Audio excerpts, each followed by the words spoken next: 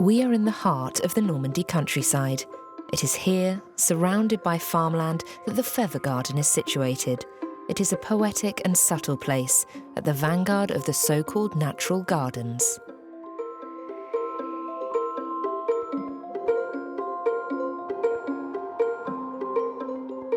In 1997, Sylvie and Patrick Kbel moved to this former farm in Hauzeville-sur-Ry in Normandy, north of France. They had decided that this apple orchard would be the blank canvas for their new project. At that time, gardens in Normandy still featured classical borders and banks of pink and blue hydrangeas, but Patrick and Sylvie had something else in mind. They dreamed of wild grasses swaying in the breeze, of wildflowers, and of reflecting pools, a garden full of emotions, like an extension of the surrounding countryside. Thus began 20 years of shrewd gardening to bring this astonishing place to life, making it look both delicate and controlled. Today we will be exploring it in the company of a green team composed of grass lovers. Sylvie and Patrick Kbel, the garden's owners and designers, their gardener, Sébastien Damiens, ethnobotanist, Martine Berg, and garden and landscape historian, Hervé Bruno.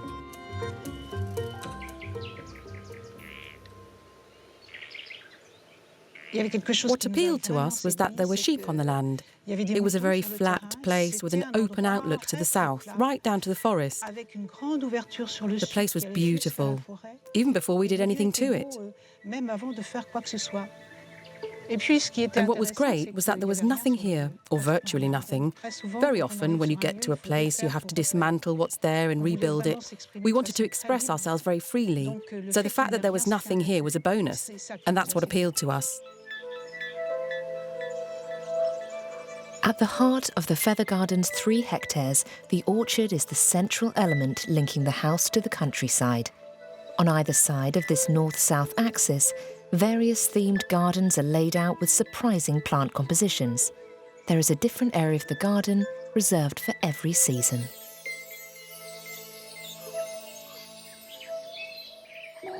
This is the spring garden. It's mid-June, so we're about to slide from spring into summer, which means that some of the flowers are coming to an end. We still have this geranium, called Geranium asphodaloides. We let them pretty much establish themselves.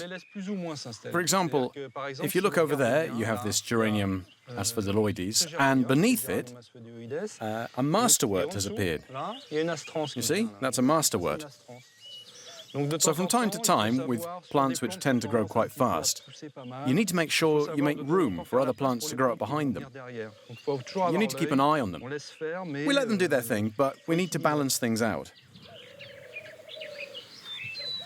This here is the summer garden. We're right at the start, because it's still early June, so these are the first colours. Often in gardens with box hedges like this, the squares are closed, but we've tried to keep one side open so that the plants can spill out a bit. It softens the edges of something that's otherwise very structured. From the start, Sylvie and Patrick decided they wanted a strong contrast. That meant giving this garden a tight framework to offset some wild planting. It is as if the proximity of the English coastline has wielded its influence over the strict lines of a French-style garden. It's a garden of contrasts. The classical influences contrast with this orchard, which isn't exactly wild, because we work in it and treat it like a garden, but it leads to open countryside. And I think it creates a dialogue between the structured and the relatively wild. And I do mean relative. Actually, we've reorganized this orchard. These mown pathways mean that you can walk to the edge of the garden in quite an enjoyable and comfortable fashion, and get a closer look at what's happening in the natural squares. If we do nothing, we end up with a lot of grasses here. The soil's so rich that the grasses grow to be over 1 metre tall. The one solution is to introduce this miraculous little plant called yellow rattle. When yellow rattle takes root, it tames the grasses. It creates space for other plants to grow. So, for example, here we've planted some perennial geraniums.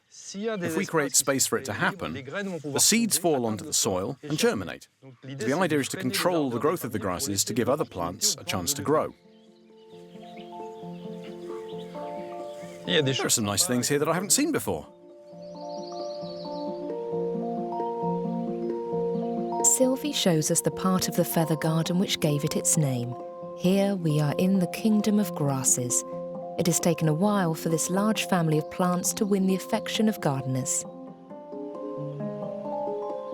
Obviously, we had to choose our plants to tie in with the theme. They needed to have delicate, feathery flowers, but not just that. The shape and the foliage had to correspond to the theme as well. And the backlighting is beautiful in this direction, which we noticed as soon as we arrived here. We have a theme for each area of the garden, so we thought, why not make the most of this backlighting? And that's where the theme came from. Slender, feathery plants which would stand out against the light and be shown off to their full advantage.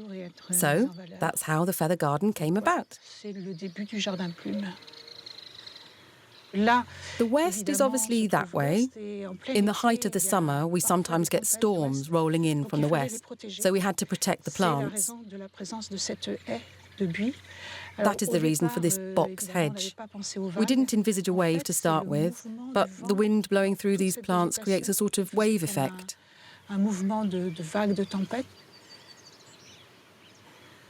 It's all done by eye, with shears.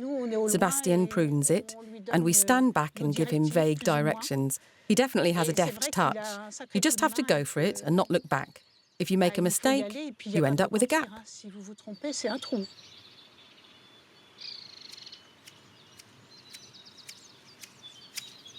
For over 20 years now, Sébastien has been Sylvie and Patrick's trusty accomplice.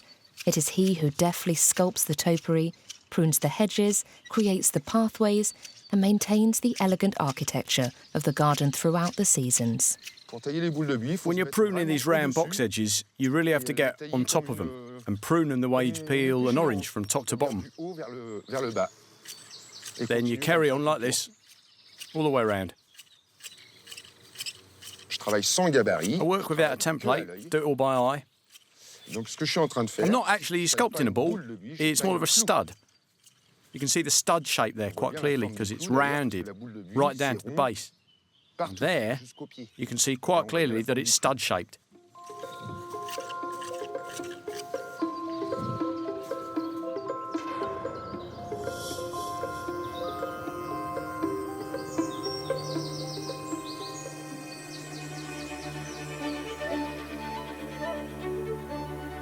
It is summertime in the feather garden. July is the month when it is in full bloom. It is vivid and spectacular.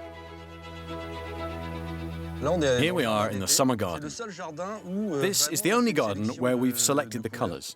In all the other gardens, that's not the case. Here, we've intentionally restricted the palette to warm colours. You can't see any cold colours from here. There are no blues or pinks or anything like that. We're always on the lookout for reds in the summer. And we've come across a dahlia called Éole. It's a plain red dahlia with a yellow centre. It's best to have quite tall plants here because they need to stand out above the box hedges.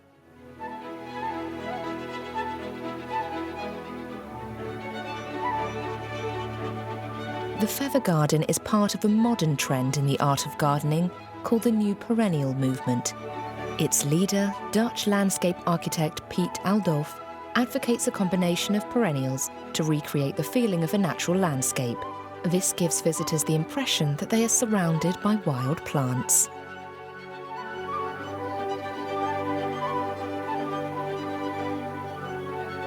What do flowers tell us about their gardener? This question fascinates Martine Berg. This ethnobotanist is an expert in the relationships that develop between plants and humans.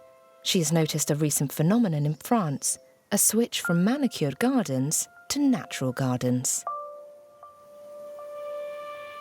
The feather garden gives us a fairly harmonious view of nature. It has something of the Garden of Eden about it, so it is visually stunning. This garden reflects our response to the world. It is the new way of thinking about planting. We are in a natural garden.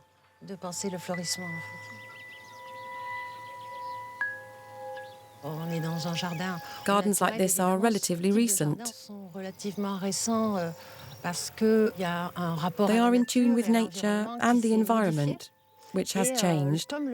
Since gardens are always a reflection of society, today's perennial gardens express our new relationship with nature.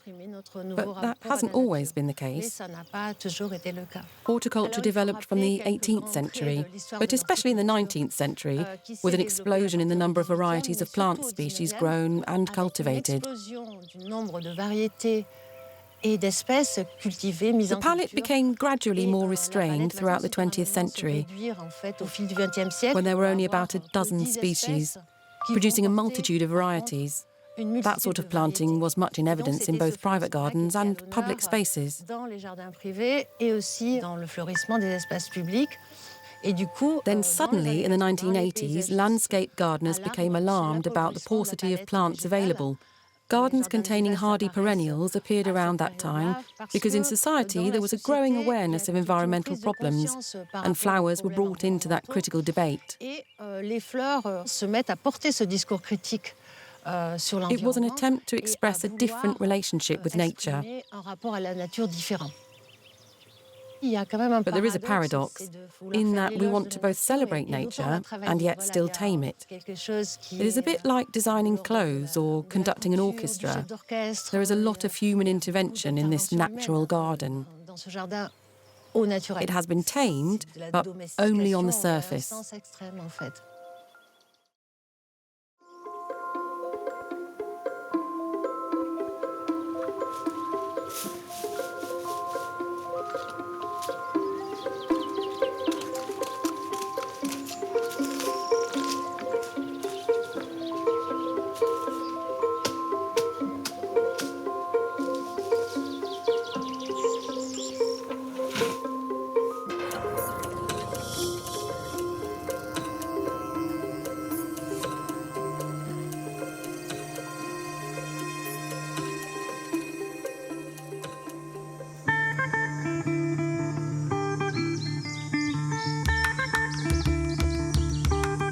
Summer hots up as we approach August.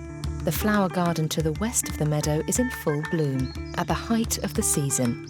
Here there are no grasses, just annuals and perennials which flower all summer long.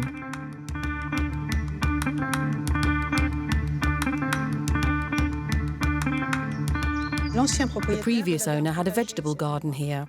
When we came, we extended it, put a fence around it and changed the theme to flowers. But we kept the structure. In other words, we kept the pathways and the layout despite the fact that we were extending it. We kept the rows you find on vegetable patches. We work with perennials and we plant them in rows. Annuals and biennials then grow up around them. Obviously, that creates a range of possibilities in terms of flowering. But it demands a huge amount of work all year round because we are constantly introducing new plants to bridge the gap between those which have finished flowering and those which are about to flower. We have kept what we planted in previous years, so 20 years' worth of consideration has gone into this place. It's a bit like a millefeuille, with 20 layers to feast on. And this diversity, as you can see on a sunny day like today, attracts lots of insects. There are lots of butterflies and insects because of this diversity, which means that there is always something for them to feed on.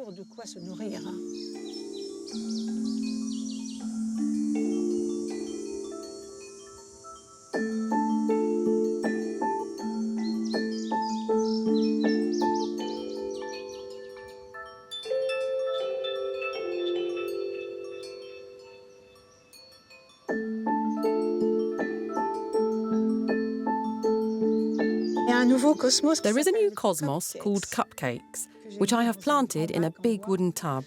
It is very, very beautiful. They have full, frilly flowers shaped like little cups.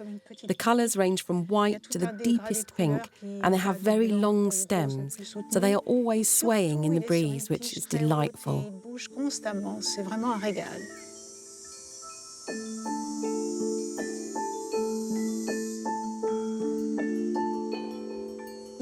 There are references here to the fact that this used to be a vegetable garden.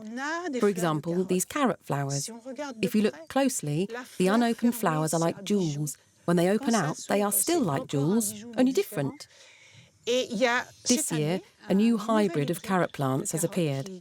When it flowers, the colours range from pale pink to dark red. That's new, and it's really very interesting. You can see the alliums in there, in among the oregano, and that thing flowering there is a leek. This is the leek plant that was here when we came 20 years ago, which we have left to reseed in various places. So that's the original leek, but we've planted others as well, such as the rocambole. The rocambole you see here is very funny. It forms these weird and wonderful shapes. It's such a treat to discover these amazing things. Nature is so rich and diverse. It's a feast for the eyes.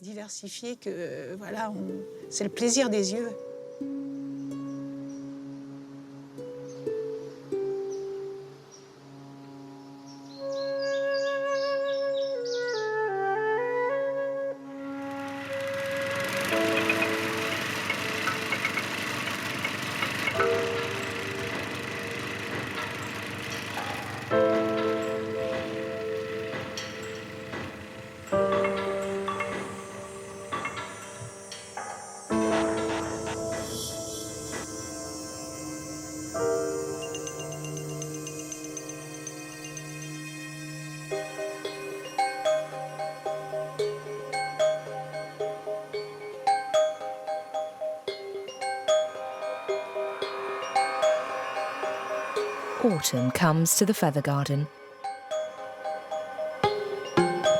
Soft light and warmer colours announce the metamorphosis. This is when the garden is at its most feathery.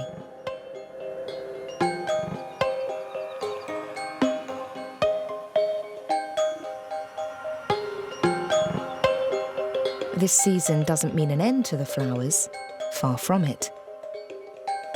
The most exuberant displays await us in the autumn garden, with a profusion of scents and colours. We came up with the idea of recreating those childhood memories of strolling through a garden and all the plants appearing to be huge. We wanted to create the impression of being submerged by plants. When you walk down the paths, you've got plants coming at you from all angles. It's not to everyone's liking, but I love it.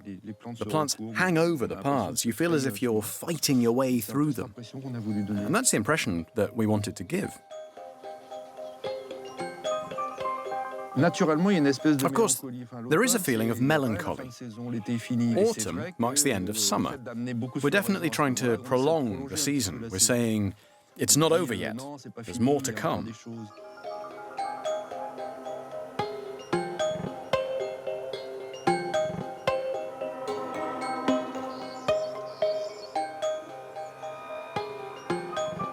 When people think of autumn, they think of asters. We have planted all the tall asters.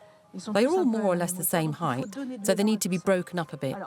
In this garden, they're accompanied by tall miscanthuses. This miscanthus is one from our own selection. It's called Saturnia. The dramatic effect is heightened by the fact that this miscanthus has very curved flowers. That's what gives it momentum and rhythm.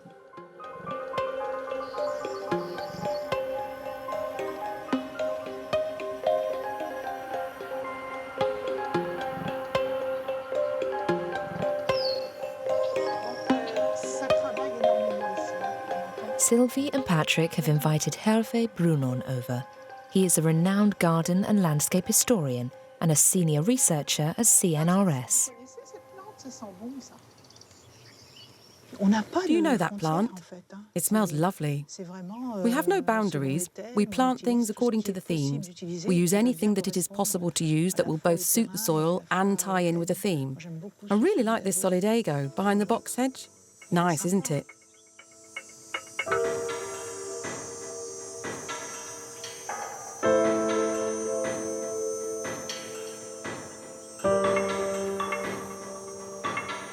Sylvie leads Hervé Brunon through dense foliage to a secret place. We originally intended to put a tall structure here, but we never found the inspiration. So we just left it for 4 or 5 years, unsure of what to do with it. As they emerge from a tangle of herbaceous plants, the impression is striking. They are met with silence. In contrast with the exuberance of the rest of the garden, this miscanthus cloister is a zen and restful enclosure. What characterises the feather garden and any other well-designed garden is the intelligent response to the site and surroundings.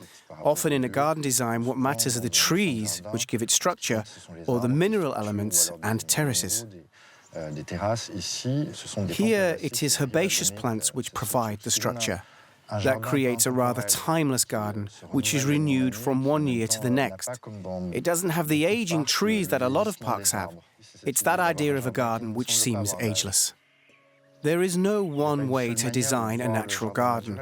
But what has really asserted itself these past 20 years is the essential role of plants. In public spaces, we used to see concrete structures or quite harsh things. Now, there is a renewed interest in perennials. Dutch landscape architect Peter Udolf, for example, is interested in phytosociology, which examines the way plants coexist and compete with one another. He came up with the idea of composing gardens that take into account the specific needs of plants and the way they interact. One thing that never changes is that gardens are places where the most recent knowledge is applied.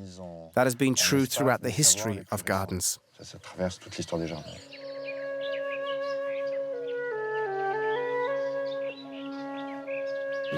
The owners don't use any photosanitary products. They work with compost, which is obviously essential. It is a way of recycling vegetable matter, and it allows seedlings to sprout in flower beds and banks, creating a dynamic of renewal and a balance between the plants you put in and the plants which spontaneously appear. When you wander through the garden, you see that there is a multitude of insects gathering pollen.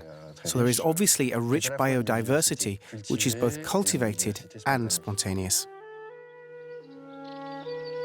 Observation means realising that nature sometimes provides the answer. A plant might reseed itself and we'll keep it. We see it as a bonus. We hadn't thought of it.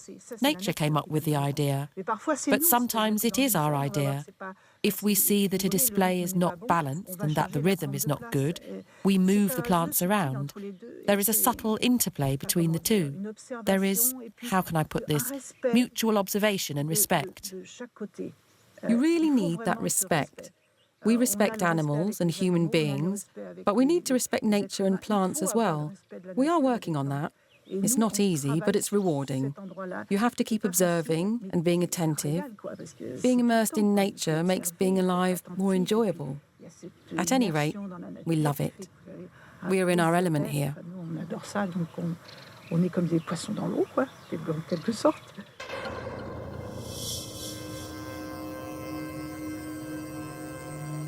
As autumn wears on, the flowers gradually die off. Sylvie gathers the seeds with a view to sowing them in winter.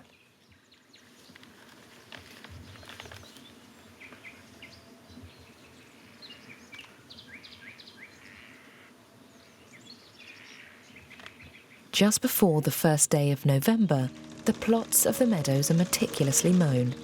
This coincides with the end of the season.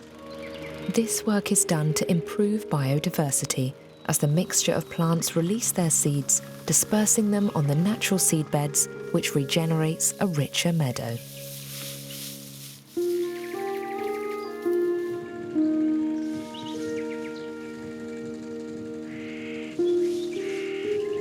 I think a garden has the same lifespan as the gardeners who created it. Once they've gone or can no longer manage it, and other people come into the picture, it becomes something else. I think it's very difficult to keep a garden alive once the gardeners who created it have gone. I don't think you can undertake a project like this without a love of gardening. Our whole life is ruled by the garden. I don't think you can do it unless you love it. Je crois qu'on le fait pas, quoi. C'est pas possible.